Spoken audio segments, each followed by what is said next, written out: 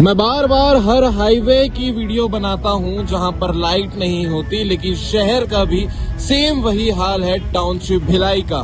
तस्वीर में वीडियो में जो आप नजर और रोड के ऊपर देख रहे होंगे, ये वीडियो दिख रही है गैराज रोड टाउनशिप की।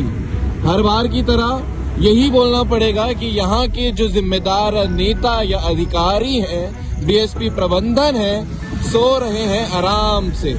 बरसात है भाई, मौसम भी अच्छा है, सोना भी चाहिए, लेकिन लोगों को जगाकर नहीं।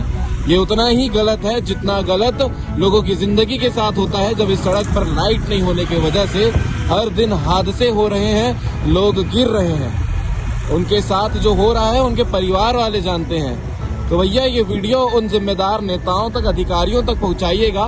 देखिए ये लाइट किस प्रकार से बंद है जो आपको नजर आ रहा है गैराज रोड का।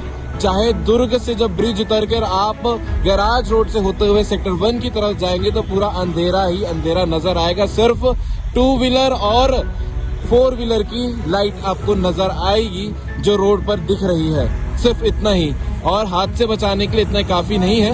और इसके अलावा जब तक हादसे नहीं होते तब तक किसी की नजर नहीं खुलती है। तो भैया जो जिम्मेदार हैं, कृपया लोगों की भी थोड़ी सेवा कर दीजिए ताकि उनका जो सेहत है वो बढ़िया रहे, आपके शहर के लोग बढ़िया रहें, हादसे से बचते रहें।